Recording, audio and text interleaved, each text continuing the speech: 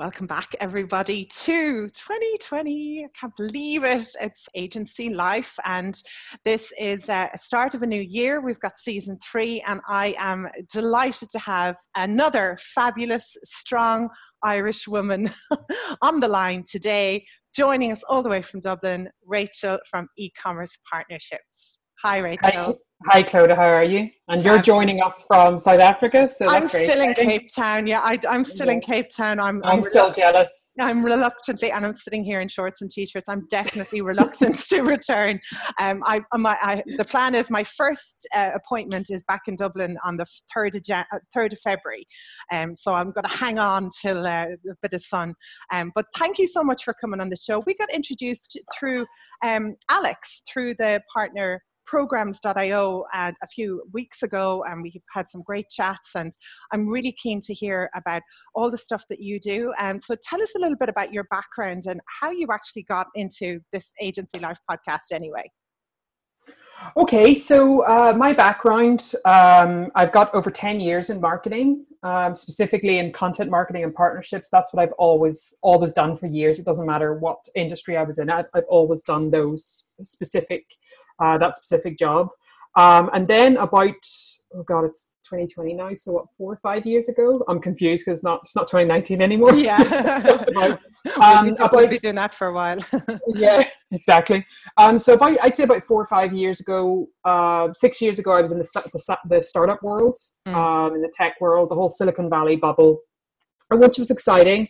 A lot of bullshit, but it was very exciting. Had to fail fast. Yeah. And then I accidentally fell into e-commerce, but on the SaaS side of e-commerce. So I was head of content and partnerships, effectively like a CMO for a SaaS company, particularly in the Shopify world. It was a photo editing solution for e-commerce brands. That was really fun. It was a baptism of fire. It was the first really entry into e-commerce and really understanding that world properly. Understanding the needs of a brand, especially because I was in the photo editing business, understanding what it was to have a product and photograph a product beautifully and optimize a product page. And then, of course, I went to the dark side and joined an agency. We got you. Yeah, we all do it by accident. I joined an agency as COO, and I basically was their head of operations, but operations and marketing stuff. So I came into an agency, typical Shopify plus, it was a Shopify plus agency, typical agency where it's, you're just basically project. You're trying to scale as quick as the project, and then it's famine or feast. Yeah. My background previously is military. So I was in the military for 2 or 3 years when I was younger. When I was able to be controlled. That is all over now. You can ask my husband and he'll tell you there's no control anymore. So that was my military. Oh, yeah. For about 3 years. So it was about 17 till 20, early 20s. So I'm all about structure and organization, and to a certain extent, I like to be a bit of a pirate, but I like some sort of structure. So I came into an agency. It was a typical Shopify agency run by a creative, and it was all about just projects, just getting projects in and out the door. And a lot of times it's cash flow. It's the same thing for most agencies. So I did that for 2 years. I came into the agency, put a bit of structure around stuff, particularly around we were hemorrhaging money in the delivery process. Scope Creep was killing us. So tightened that up a bit, and then tightened up the sales process, because the sales process was kind of like finger in the air. How much can you afford? 10 grand, right? We'll take it. Even if it was 50k builds or 50k expectations. Yeah. They had a 10k budget. We were like, it'll cover cash flow. It's money in the bank right now. And then being a content person, obviously I then moved up then into the messaging, which for me is the first pillar of any agency is messaging. Right. Yeah. And then sort of repositioned who we were as an agency, redefined what the niche was, doubled down on migrations from Magento and subscription model businesses. And that was great. It stopped the hemorrhaging of the money. It tightened things up in terms of cash flow. So the money that was coming in, we weren't losing as much, but it wasn't, you just didn't know, there was no projections. Right. So for me, being a marketer, and having done marketing, when I went in the startup world, I was doing digital marketing for them through default. So I was just like, any life after launch, what does that look like? So then I started flirting with the idea of retainer model. Now, all of this stuff was while still being a COO, still managing the day-to-day, the operations of the business, being frontline with the clients from an account management point of view, from a sales point of view, hiring, recruit, all that sort of stuff. And I probably should have done my research, but I just kind of, as I've always done, you just sort of like, just go with it. Get like, in there. Figure out the solution.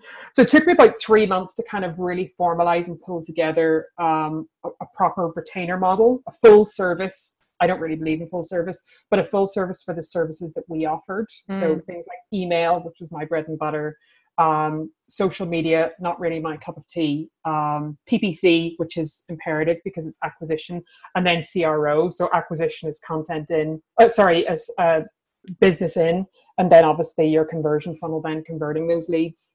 And then as soon as I did that, within about 3 months, we had boosted the MRR of the agency by just over 500%.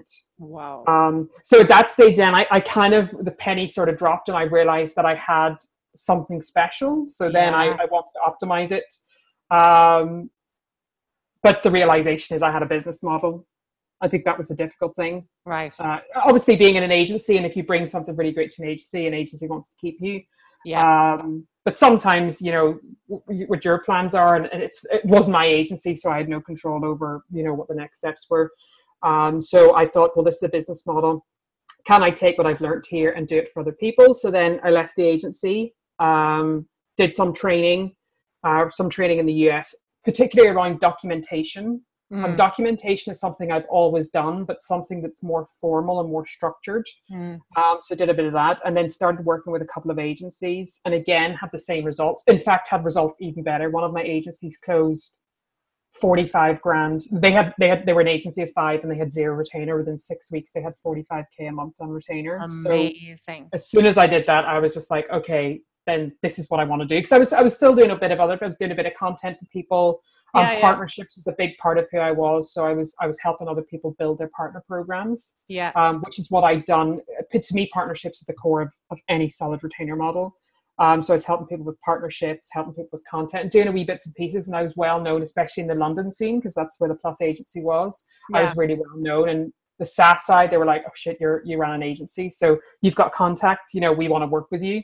But I think it took about maybe 4 months for the penny to drop and be like, nah, I don't want to do any of this anymore. I just want to do agencies. I just want just retention, basically. Right. Of course, I can help them with sales, and I can help with scope creep, and I can help with messaging. But ultimately, for me, it's cash in the bank. So I can help people build retainer models and increase the lifetime value of their customers. Yeah. So in a nutshell, that's what I do now. I just work only with e-commerce agencies and help them boost LTV. Nice. And is there like an ideal kind of size or structure, or kind of what, if an agency is listening to this right now, you know, they're going, God, I think I need a hand with this. What are the kind of things what are the challenges that they have that they would then find you to solve them? Okay, so main challenges usually around, there's a couple of ones. Not charging enough money, I think, is a big one. It's a lot of the one. Yeah, huge one. I spoke to an agency recently, who are one of the longest standing Shopify agencies in the UK, if not Europe, probably the longest standing in Europe, but definitely in UK. And they were charging something like 65 quid an hour. 65 quid an hour. No. And they have a team of people, front end, back end. And I mean, it just doesn't make any sense. No, and we had one consultancy, a free consultancy call. I spoke to them for about half an hour, months and months and months before I started working with them. And at the back of the consultancy call, I said to them, look, whether you work with me or not, it doesn't matter. You need to increase the prices immediately to at least 100. Yeah. And we did eventually, we work with each other now. They're a client of mine. And in the time between when I spoke to them and when we started working together, they had made over 20K just by increasing their prices to 100 quid an hour. Amazing. And they got zero pushback. They got zero pushback from their current clients, from their old, no one, because everybody understood. Yeah. So I think not charging enough is a big one. Working too many hours is another big one. A lot of the agencies that I speak to, they're just working, you know, we've all been guilty of this before we started the podcast. I was just saying exactly the same thing. When I was working for the agency, I didn't really take a break over Christmas. In fact, I was sick over Christmas. Yeah.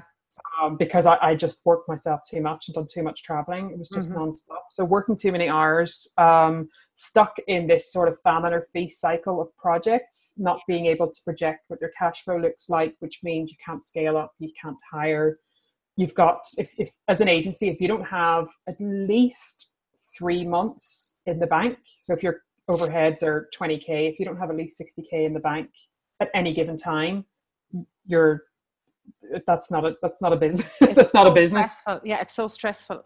Very stressful, because then you end up, I've done this myself in my own business. You end up making decisions based on money versus what's best for you. Correct. So I think for me, they would be the main things. And ultimately, you know, it's for agencies who are kind of sick and tired of constantly being in that situation and they want to change. Yeah. So in terms of size of agencies, some of my agencies are pretty small, you know, a team of 5 people, but they've had amazing results. And some of my other agencies, I work with the #1 Shopify Plus agency in the Netherlands, the #1 Shopify Plus agency in Germany, one of the top Shopify Plus agencies in the UK.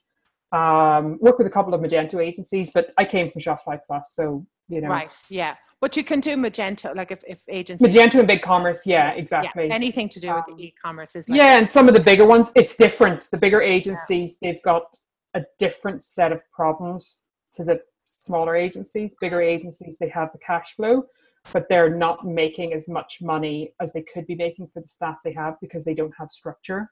Right. And the smaller agencies, the issue is the cash flow. Yeah. So it's a different set of problems. But for me, retention basically stabilizes both, because once you have a retainer model in place, with one of my agencies, we've increased their retainers. I think they had about 30 or 40 grand of retainer, and they're now well over 120K. Yeah. It just changes the business because it allows you to, you know, bonuses for your team for Christmas, which was a big thing for them. And then project then what sort of team members and locations and opening new offices and stuff like that. Amazing. Like, it can transform a business. I think you probably see this as well sometimes, because we do sort of similar work in some respects, but we work with people in the agency world. They're quite emotional, they're quite personal, they get very involved in their business. They started the business and it's their baby. And sometimes that can cloud the judgment about it being a machine for making money and profit. You know, things like not charging enough is such a common thing because they're so focused on, oh, I've got $1 million revenue going out. You know, I have $1 million revenue. It's $1 million business, but the profits are like 1 or 2%. If sometimes not. Yeah, there's no point in increasing revenues if your profit margin is getting smaller. And I think the biggest challenge that I find, that I'm sure you do, is the agency owners who just refuse to step away. Yeah. From the day to day. Like, I'm not saying step away. What I'm saying is elevate yourself and be higher level, be strategic, have a bird's eye view on stuff, and be able to make executive decisions and get people to do the donkey work and bring it to you. Absolutely. And you then have a clear mind where you can say, actually, go this route or go that route. Yeah. But if you're in it and you're, you know, creating the strategy, implementing the strategy, refining the strategy, optimizing the strategy, presenting it, reporting on it, where do you get clarity? You know, they have this thing where it's decision fatigue. Yes. Where you're constantly making so fogged. decisions. Yeah. Exactly. You can't even decide. And I think this comes from there is no school or university degree for an agency owner to run a professional service business, right? That everyone's gone in, they like doing websites, they like doing Shopify. And it just happens by accident. And then they realize, oh my God, this business, how do I make a profit? How do I charge? All of that kind of is after the event. It can be a real challenge for them. And they have this sort of notion as well that, we have the same message. It's like, I should be doing all these things. I should be in finance. I should be in HR. I should be doing this. I'm the owner of the business. And it's like, well, are you any good at any of that? Like, get out of it. Like, get someone in. Yeah, and the thing is, as an entrepreneur, you and I both know, because we run our own business, as an entrepreneur, you need to be the salesperson. You need to be the accounts person. Yeah. I'm terrible. I give that to my husband.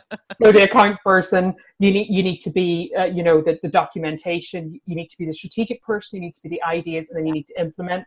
Yeah. And I'm sure you have the same thing where it's like, I'm not a salesperson by any stretch of the imagination. However, closing sales is very addictive. Yes. And then you get into a situation where you're like, okay, close. And shit, I need to deliver implement all this.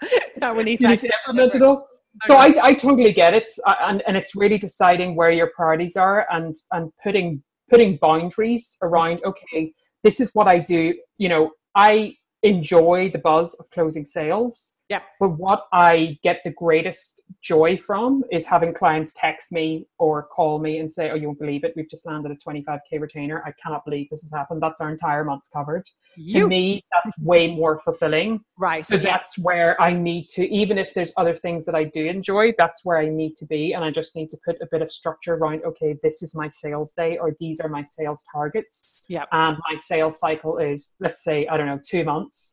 So if I need something in March, I need to start working on it now, that sort of thing. And that's the kind of stuff that agency owners struggle to accept, that they are not the only solution to the problems they have. Correct. Yeah. And there's a lot of agencies, I must have spoken to, last quarter, I must have spoken to well over 100 agencies. I don't know exactly how many, but well over 100 agencies. I spoke to a lot of agencies.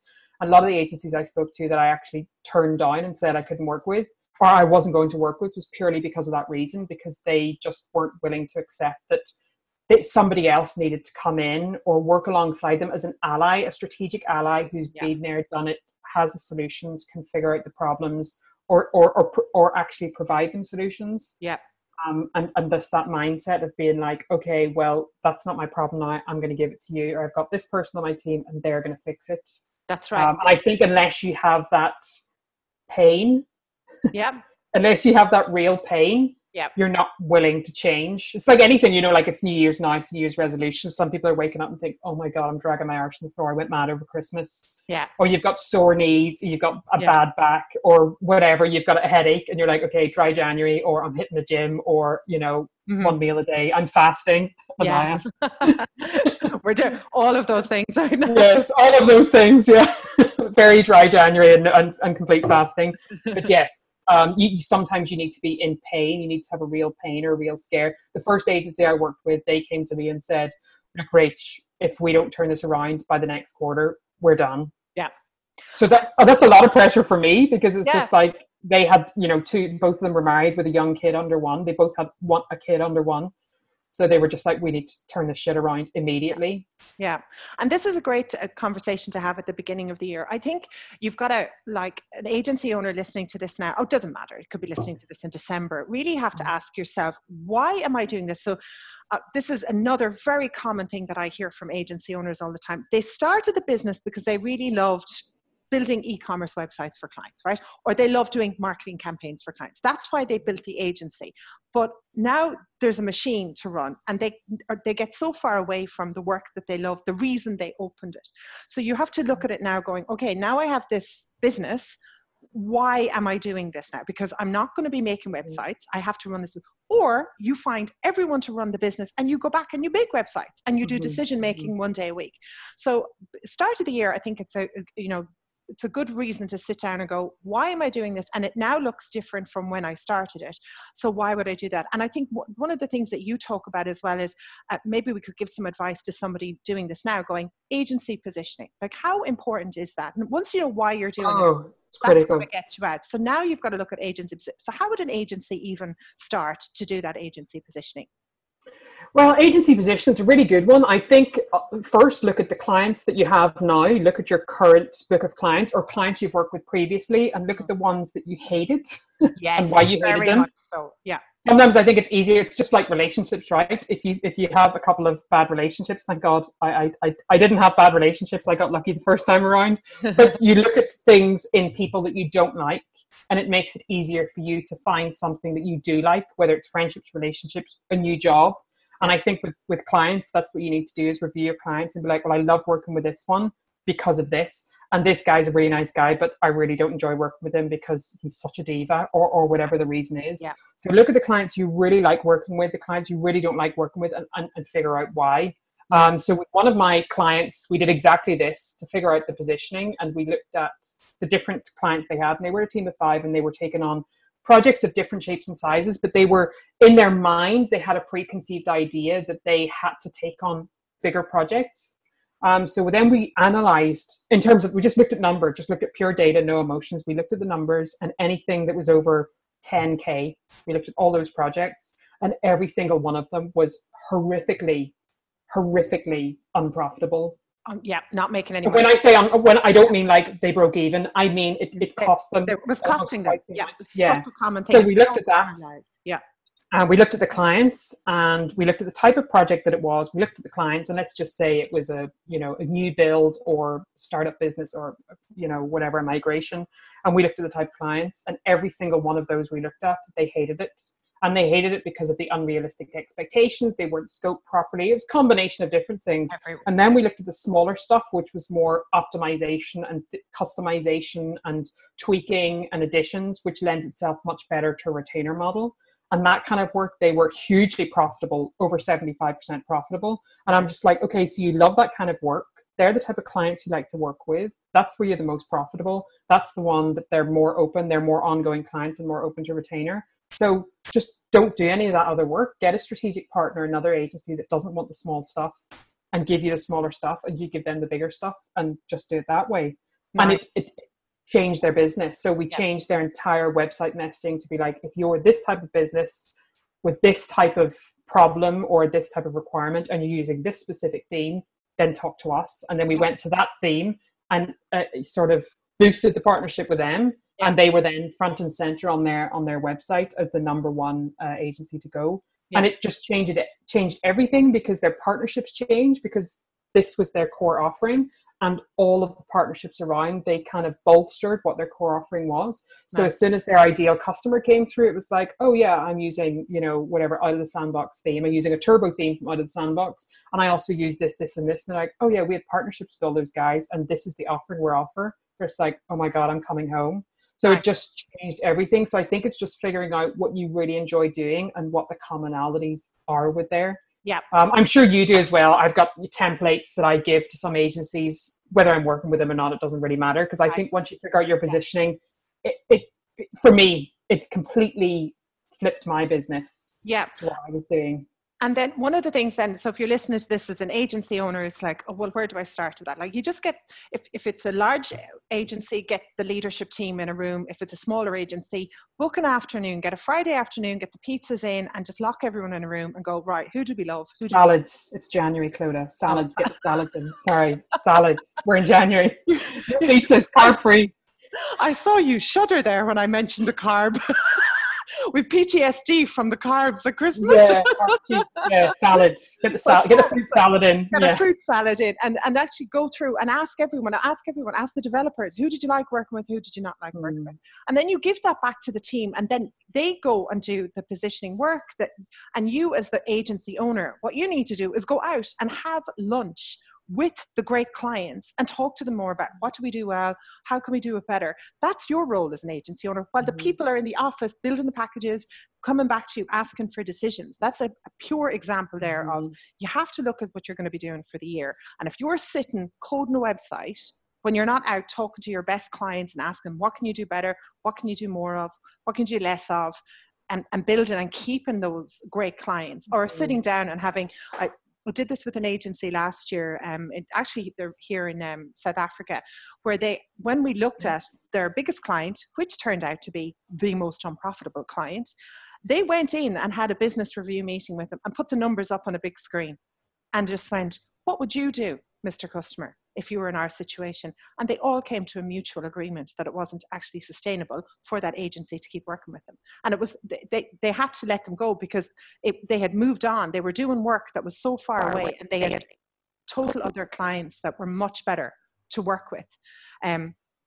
So I think that's what you've got to look at as well, as going, if you were hanging on to these people and you're not making money, you're actually, you're not giving yourself the space and the actual profitable revenue by making the space in your business as well.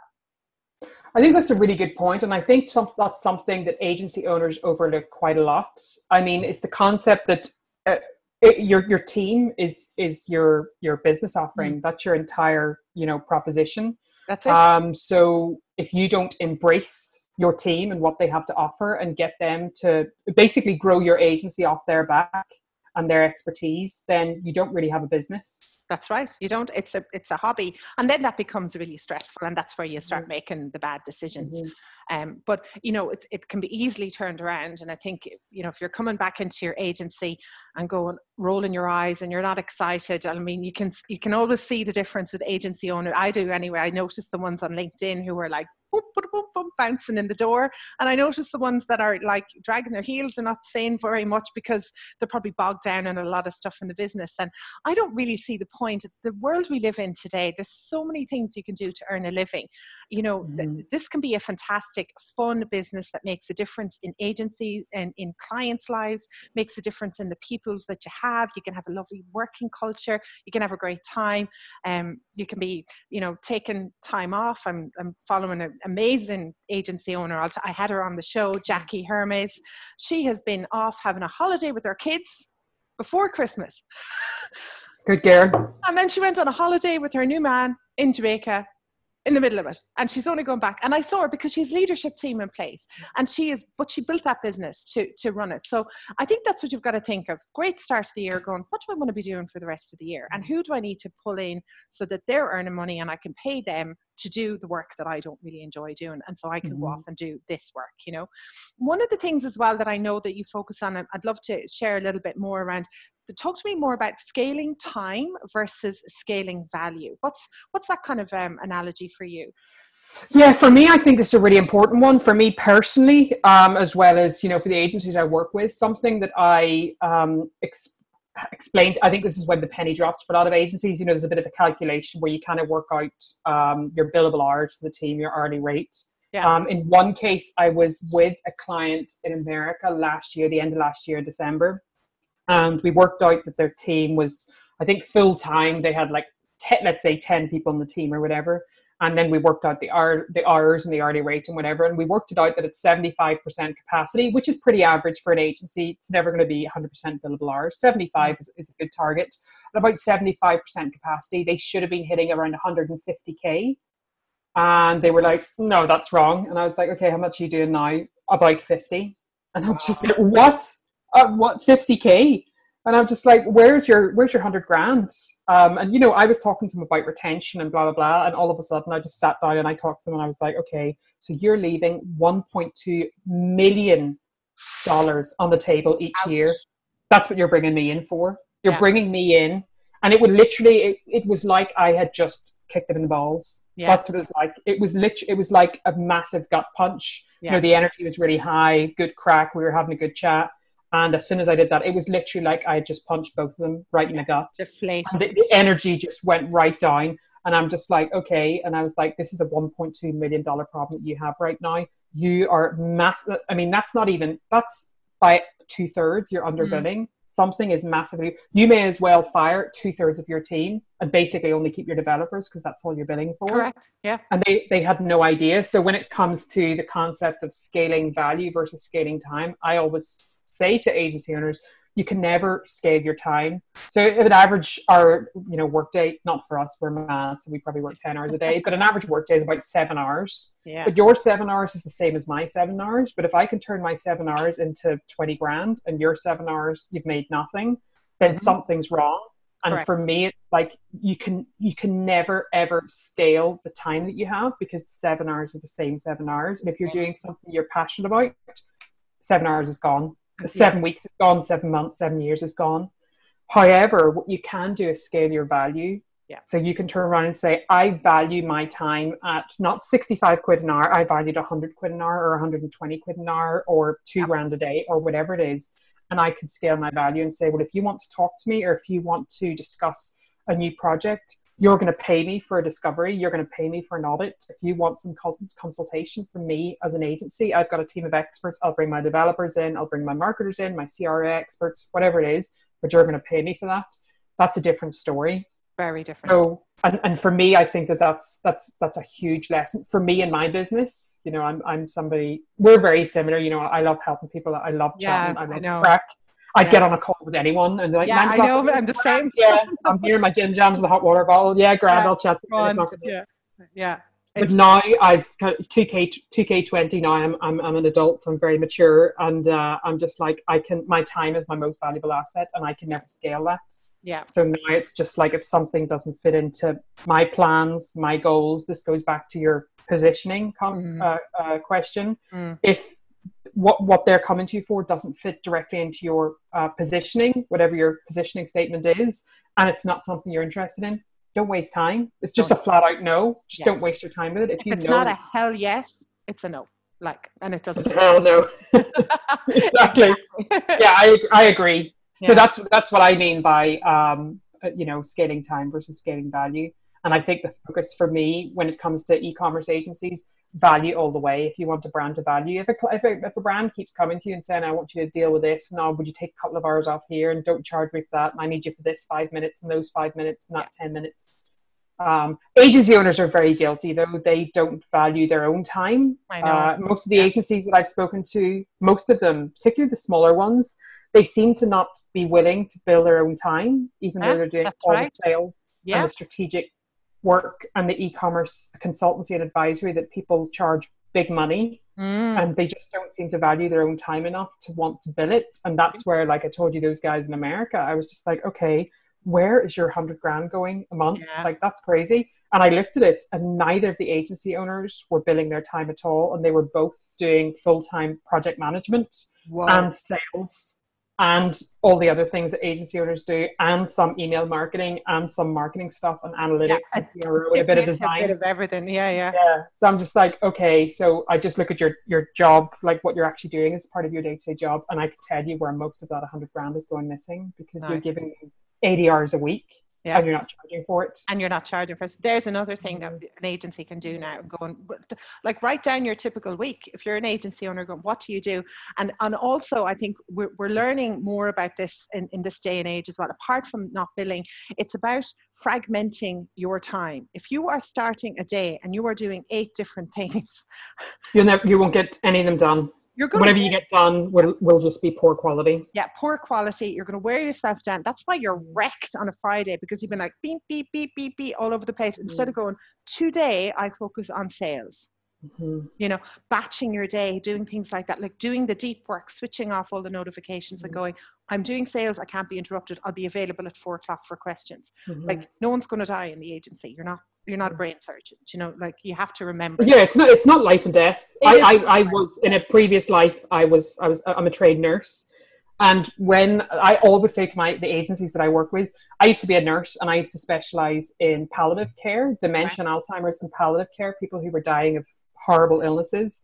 So for me, when I say to somebody, this is not, unless you've had somebody physically die in your arms as part of your job, it's not that deep. It's not that deep. It really is not that deep. It's not the end of the world. And I have some agencies, I have one agency that just over Black Friday, they had built an app 2 years previously. The brand had not come back to get the app like recalibrated or whatever it is, something like that.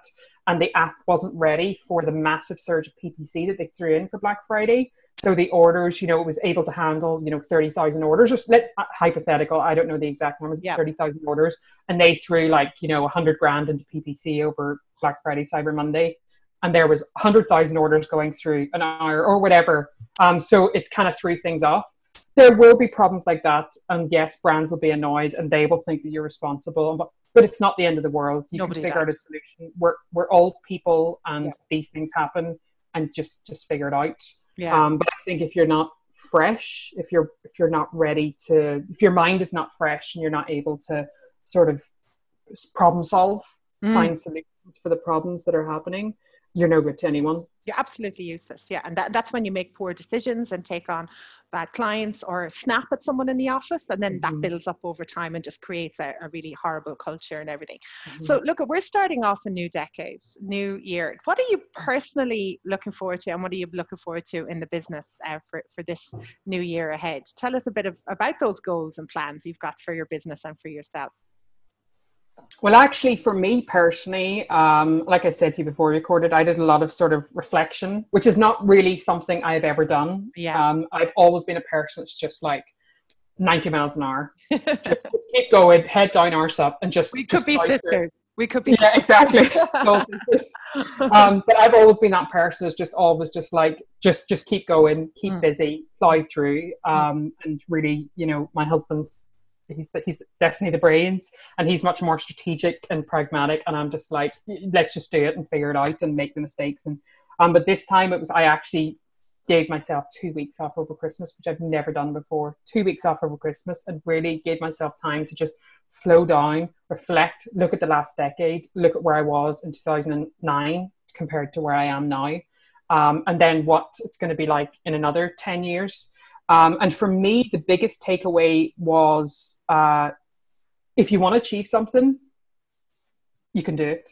If you really want to achieve something and you set your mind to it and you're passionate about it, you will figure it out. And my biggest takeaway going into 2020, which is strange, was to slow down.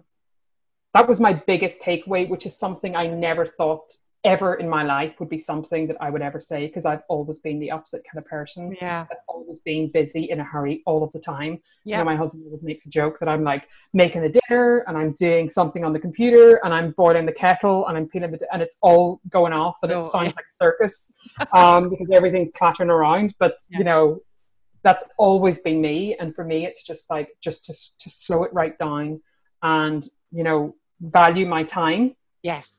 Value my time much more and think about quality over quantity. So just things that, you know, just like pricing, you know, when you're building a business, you're kind of thinking about, I just want sales. I just want to get some proof of concept and blah, blah, blah. But at some stage it's kind of like, okay, well, if you were charging somebody $5,000 for a website build before, and now you've got 50 of them under your belts, then surely that $5,000 website is at least worth double now. Correct. So it's, you know, the same kind of process for me, you know, the agencies I work with, it's the value that I'm bringing. If I can turn around and say on an average agency I've worked with, I've brought, you know, an extra 250 to 300 grand a year to their business. You know, is that worth 10 or 15K to you to have that boost in your business? If yes, then, you know, let's have a conversation. If not, that's fine. Totally fine. But you have to. I value my time enough to say, you know, it's not worth my time or your money. So, you know, so I think for me, that's probably the biggest one, to kind of slow down and be more strategic. Another one, which I'm doing with my agencies now this week, is I don't really believe in New Year's resolutions because they never work. I'm the same.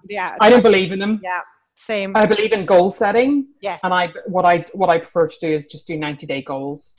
So stick to 90-day goals and just have, this is what I want to do. You know, pick 2 or 3 areas, whether it's, you know, personal, health, finances, business, whatever it is. Maybe it's having a better work-life balance. For me, a big thing was work-life balance. You know, I was putting in obscene hours last year when I was working for the agency and working myself. You were building the business. So sometimes it was like 80, 100 hours a week. Crazy. Did you move home as well? No, I always lived in Dublin, but I used to go back and forth to London. You used to go over and back, so all that travel as well. You know? Yeah, a lot of travel. A lot of travel. Every 2 weeks I was in London or somewhere else. So yeah, I just think just slowing it right down, being much more strategic, and making strategic decisions and really setting those goals, even as small as they might seem. Just setting those goals in place and having a look at your finances and being like, okay, this is the target I want to hit. So let's say you want to hit, I don't know, 100 grand a quarter. Let's say 90 grand a quarter, because that's 30 a month, 90 grand a quarter. Okay, if I take on, that's 30 grand. So if I do a 30 grand project versus 31 grand projects, what does that look like in terms of my team for an agency? And I think it's just breaking it down that way. Or if I have, you know, 2 15 grand projects and then convert those into 5K retainers. And that means, you know, by the end of Q1 going Q2, I will have hit my 30K just on retainers. So it's just thinking about it in a strategic way and not being so hard on yourself. I think as agency owners, as entrepreneurs, we are so guilty of just, you know, why am I relaxing? Why am I not working? Why am I or feeling guilty for relaxing, feeling guilty for switching off, or feeling guilty for like actually just if you want to watch a Netflix show and not having your laptop and doing a bit of work on the side, like this kind of mega sort of thing that's going on. And I think if anyone's listening to this as well, because I do actually, when I'm talking to agency owners, some of them I can really feel that they've lost the passion for this, right? Or they've got 20 people in the office and they really are not that type of person. They would like prefer to have a team of 5 and then hire retainers, like bigger clients and smaller team.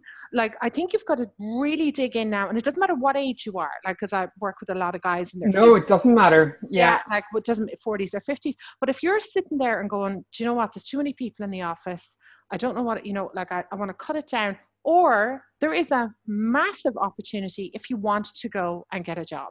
There are so many companies now who are taking their e-commerce directors and stuff like that. Or they're taking it in-house. But even a huge opportunity for agencies that aren't owners who are not passionate about their business anymore is the whole digital transformation piece. Because in an agency, you have been at the forefront of digital transformation products like Slack, like HubSpot, like how to build a website, like how to communicate with teams, how to project manage. That is something you can take to a company. Hugely valuable. Massive. Maybe you want to take a break for a few years and go in and just get a wage and have a good time, do a side hustle, go and do that for a few years. You can always come back and rebuild another business. Or exit. That's it. Just go. I know a couple of, specifically in the e-commerce space, but a couple of people who are actively acquire agencies. That's right. Yeah. One guy that a strategic partner of mine, and he does acquisition just for Shopify agencies. And another strategic partner, it's any e-commerce agency, doesn't matter what it is. But maybe that's a conversation. I actually spoke to an Australian guy recently-ish, the last, maybe start of December. And he basically was looking to launch a sort of a consultancy business. I don't know how somebody put him in contact with me. I don't know how it happened. And then we got chatting then, and suddenly I realized that he was running a Shopify agency, but he wasn't really enjoying it. So then he had kind of like, he had spent some time kind of in his own thoughts, meditation, and then he decided that he wanted to then transition himself into more of like a business coach type of thing, taking the learnings, running an agency.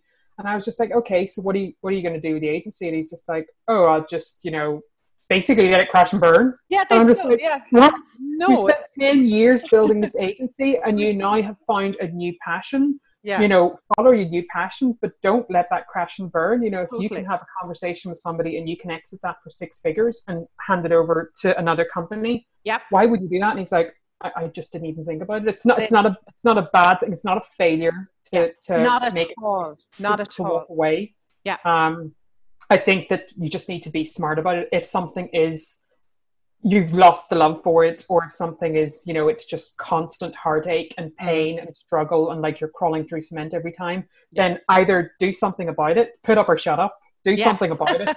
Do something about it. Change. Or figure your exit strategy. Figure your out. And there's plenty of agencies, buying agencies, the mergers and acquisition space, and the agency world is massive. And you could even, if you wanted to exit, and you could make an arrangement where you're going to stay on for a year while you do that transition, while you figure out what you're going to do. Plenty of options. Now, and also, if you have a team of people, if you're not loving it, it's probably not healthy for your team can probably feel it, and it's not fair for them either, and that's a big responsibility as an employer. I've employed many people in my time, as I'm sure you have, and that's a huge responsibility that you take on, whether they're still working with you or after they work with you. That is definitely a big commitment. And if you've pulled people out of another job to come and work for your company and you're just not feeling it anymore, it's not fair on them. So what's best for them? Correct. Yeah, you've got to do what's right for them as well. Now, on the show, you've talked about some of the great work that you do and the highs, but we also share with agency owners the lows, like some mistakes that we've all made, so that as an agency owner who listens to this, they can feel they're not alone. So, can you talk to me about maybe one or two of the mistakes that you made, because that you feel would help another agency owner out there? Yeah, I think a couple of mistakes. Two main mistakes: bad clients and confidence. I'd say they're the two main ones. So I'll start with confidence first. I think the sense of imposter syndrome, even though I hate when people put, I know, pigeonhole something like, oh, imposter syndrome, and then there's like 7,000 articles about it. Yeah. But the idea of kind of that suffocating feeling of like, oh God, somebody's going to look at me and think that I'm a fraud, or, I'm going to get, I'm going to make a mistake, and then somebody, that idea, and it becomes very consuming. And then you kind of get wrapped up in this sense of like, I need to know everything and I can never make a mistake. And it really is suffocating, and you end up making a mistake that you would never have made. Yeah. So for me, that was definitely, just as an entrepreneur, That was definitely a big learning curve and a big mistake for me, just allowing that to kind of take over my mind. So I think sometimes, and that's a huge thing for agencies, that I say to agencies, I'm just like, well, why are you, one of my agencies works with one of the leading cosmetic brands in the world, like one of the leading cosmetic brands in the world. And these guys are doing millions on a weekly basis, huge money. And they're on like a $2,000 retainer. And I was just like, what are you doing? And they're just like, oh yeah, no, you just don't really, and ultimately it all came down to like not having the confidence to kind of say, this is who we are as an agency, this is what we do, this we're, is how much we're revenue badasses. we're bringing you. Yeah, we're bringing you loads of money. We want to take that 10K or 2K retainer and turn it into a 20K retainer. Why not? They can afford it. Yeah. And this is why. So it's having that confidence. Or like the agency I told you at the start, 65 quid an hour. Yeah. Like, yeah, but our clients love us and they always come back. And I'm like, no shit, Sherlock. They always come back because you're so cheap. And you bend over backwards. Yeah. And you don't charge them for your time and, the agency owner's time, any of the e-commerce consultancy. And then you go up to see all your clients at a beck and call, even if it means that you don't get home for dinner with the kids.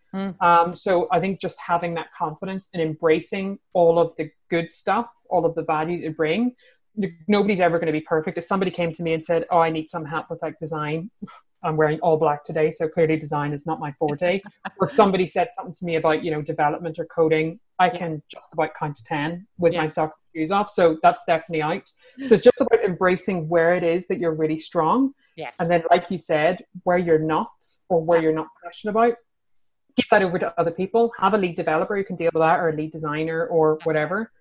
So that's a huge learning for me, and also a big learning for me when I ran an agency and having my own business now is bad clients. Yeah. When I say bad clients, there's no such thing as a bad client. It's bad qualification. Correct. Not a good fit. Not a good fit. Yeah. Yes. Not a good fit. Both sides.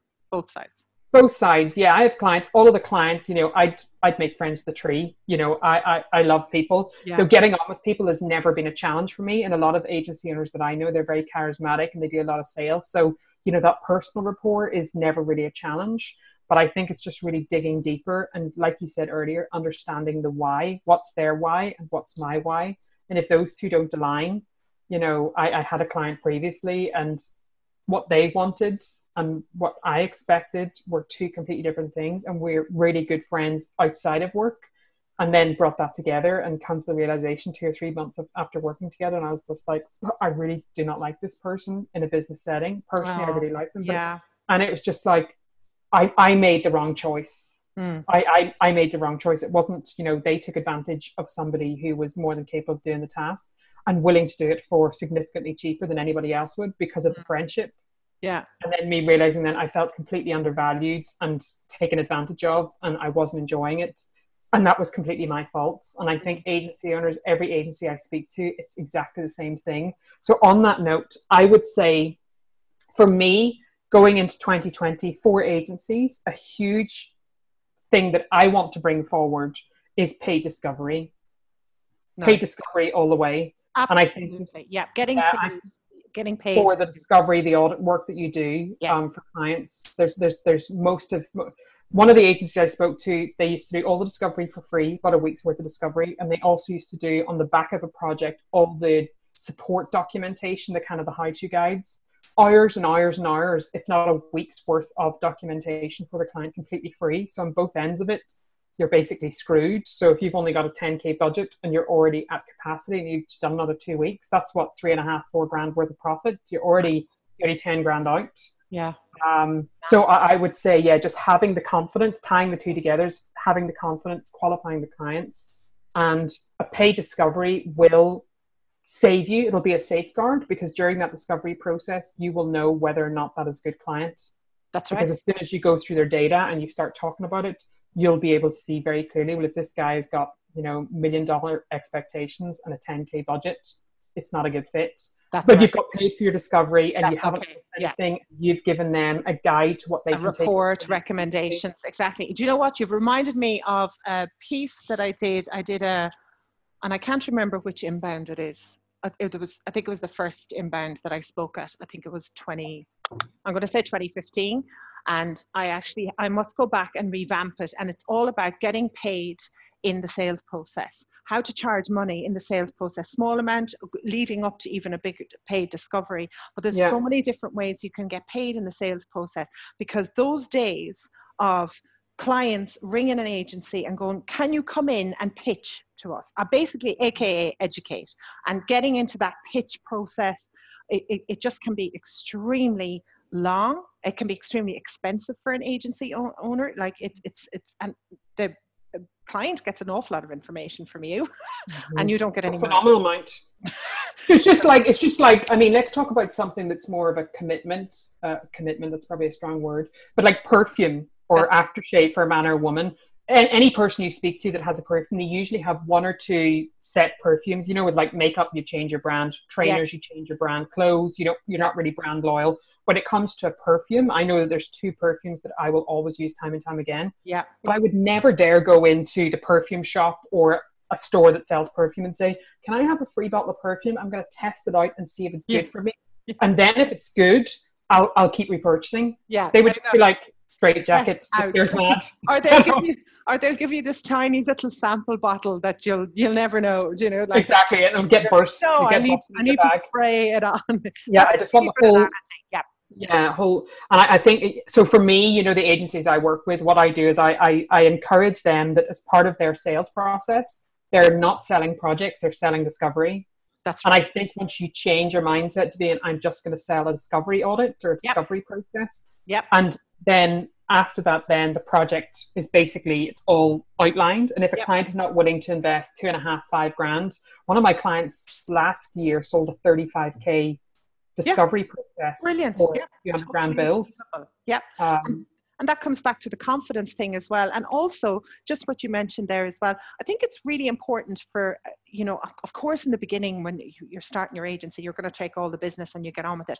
But I think now, you know, once you're established and you've been in the market for a few years, if you don't leave that meeting or that conversation or that discovery with a happy feeling of, I'm looking forward to working with that person. I mean, if a relationship goes well, an agency can be working with the client for years. And if you are not enjoying, if you're like this, dreading every minute of their interaction, or you think, I'm only the agency owner, I'll fob them off to the team's going to get pretty narky with them. So I think you've got to think of it, is it a partnership? You're going to be having highs and lows. You want to have a quarterly on with them to celebrate the highs, to analyze the lows. So if you don't like them as a person and as a business person, you've got to second guess that as well. Probably not going to work. Yeah. I think that's a really good point. I think it's really knowing what your red flags are. You know, for most people, red flags is around pricing. Yeah. Pricing is a huge red flag. And I think, again, I've been guilty of this many, many times. It's my nature to be helpful for people. So, you know, I've spoken to loads of agencies and I always will say to agencies after I speak to them, if we work together or not, you've got access to somebody who's an agency expert. So you can always touch base with me whenever. Oh, yeah, can I grab your WhatsApp and I'll ping you? And then you get some people then who's just like bombard you with questions. Review this and can you look at that? And I'm like, well, we haven't signed anything. Yeah. And I'm happy to help to a certain extent and just quick. But after a while, after a while of just like you feel like you're being taken advantage. It's like, okay, well, I'm going to put you on a retainer now and I'm going to send you the invoice and then you have access and then to you can me. And they're just like, oh no, hang on a second, we're not working together. And I'm just like, feels like it. It feels like it feels like questions. It. But it's having the confidence. Yeah, having the confidence to do that. So we're coming towards the end here. I just want to get into a couple of personal things. Agency owners, we've talked about overworking. I'm really in a massive admiration of the fact that you have got your days down to 4 days. And tell me. Well, actually, no. 3 now. Oh. I'm a new woman. I am a new woman. Oh my God, you've written 4 before Christmas. So when the form that I sent you, so talk to me about how is your week structured now? And because honestly, I'm a new woman. I just like, you know, what's the point? Like if you're working 4 days a week and then you look at your work that back in billable hours, and I may as well be working in bloody Tesco's or whatever. So what I've done is wrong with this. Not there's anything wrong with working in Tesco's. Yeah, but if you know, I may as well be stacking shelves. Yeah. With the hourly rate that I'm getting, you know, you getting what 10, 15 euros an hour. If I'm putting in 80 hours. That's basically how it works out. So before Christmas, I kind of said to myself I would Monday to Thursday, but it was Monday to Thursday, and it was excessive Monday to Thursday, like 8 o'clock. Yeah, like 8 till 8, yeah, throw the dinner into my husband. Yeah. 9 o'clock, all burnt to a cinder. So now what I've done is I've structured my Mondays are specifically, stacked with client calls. So I figured out what my maximum capacity is. So I think that was a big thing. That was something that was really stressful for me. And I think for agencies, it's very similar. It's not knowing what your capacity looks like. So whether it's, can you take on 3 15K projects and 2 5Ks, or, can you take on 5 retainers, or, what does your max capacity look like for your team? So figuring that out for myself. So I worked out what my maximum capacity looks like, and then split that out over a Monday and a Thursday. So Mondays I have, 4 or 5 client calls, and on Thursday, 3 or 4 client calls. Yeah. And then my Tuesdays and Wednesdays are then half days. Got it. To 3 o'clock-ish. They're half days, but they're then dedicated to client workshops. I do a lot of agency workshops where I go to them or they come to me. Doesn't really matter. And I go to them. So this week I have none. So I've got 2 half days at home. And then next week I'm over in England and kicking off a client workshop. Actually, talking about client workshop, I think that's a really interesting one for agencies, because doing your discovery process, but doing it in a workshop setting. Absolutely. Clients love it. Brands absolutely love it, and they will pay big money for it, to get 2 or 3 people in a room and sit down and run through all the questions, and then you do a discovery audit. And I do that's the caveat for any agencies I work with. If you want to work with me, I'm not going to waste 3 months of your time doing discovery. I'm going to do a full day, an exhaustive discovery, a 360 health check audit of your entire business. And then after that, then I'll be able to prioritize. You might think that your issue is getting resource, and I'll be able to look at it and say, actually, your issue is the fact that you're hemorrhaging money. So we need to start by tightening up your delivery process and fixing your scope creep. So for me, it's Mondays and Thursdays are pretty much chock-a-block, and I have them blocked out. And then Tuesdays and Wednesdays then are half days. So whether it's my time for my work, for my business or stuff that I'm doing with clients, and then half days, Tuesdays, Wednesdays, and then off on Fridays. So that's my goal. I have it on the calendar. So if it's in the calendar, then it's real. Well, that's the thing, isn't it? And I think if we've learned anything from, I'm the same. I think it's the first, like last year I took a break as well. Like I did check out. I was doing a little bit of work, but this year I didn't even open the laptop was like Netflix. I did not check what was going on. And I think if you can book it in and just keep the momentum going now, like if you can do this, just even if you kept it going for January, because you've got that slower pace. It's not, I know I definitely feel like I'm not overthinking things. I'm like, being in the sun has definitely helped me as well. But I think if you can keep the momentum, and even if you could just start off with one afternoon, right? Or 1 hour in your diary, you will grow from there. And if you're an agency owner and you're feeling guilty about booking an afternoon off, like, why? Something's wrong. Something is wrong. I always say, at the very, very least, start by having 1 day at home. That's Friday, work from home on a Friday or something like that. So just having 1 day where you're working from home, even if you could start with that. And then you'll realize how much work you can get done when you're actually working from home. And when you're working from home, you feel less guilty about taking time off, taking the afternoon off, because you're physically at home. When you're in the office, it's kind of just this, if I leave the office and they're all here, they're going to see me, and then they won't be working hard, and this lack of trust or whatever, it's kind of toxic. And you have to know that you're going to be a better business person as well. If you do take those few hours off to do your hobbies, to do things that you love, to do, it doesn't have to be like to be selfish and do something for yourself. Don't be going, oh, I'll take the afternoon off and I'll do the DIY because the family needs it. No, unless you love DIY and it recharges your batteries, you're going to have to recharge your batteries. We've got a huge year ahead of us, a huge decade ahead of us. It's going to be so much change in the agency world, like your physical health and your mental health, really, isn't it? That's going to be a game changer.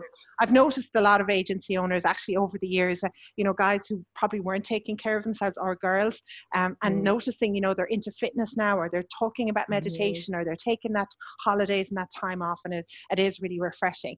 So with that in mind, we're going to wrap up here, but I like to end with as a new agency sitting out there right now, perhaps this is their, they're starting their business. What would be one tip that you would give to an agency, whether they're brand new or whether they're really veteran? It doesn't matter. But I guess tips from the veterans ourselves. what would be something that you would say? Battle hardened. Yeah, or stripes. Military Yeah. ones and all. Yeah, I think the biggest thing for any agency, whether you're just starting out or you're 10 years in, I think it's really to sit back and figure out where you are most strong.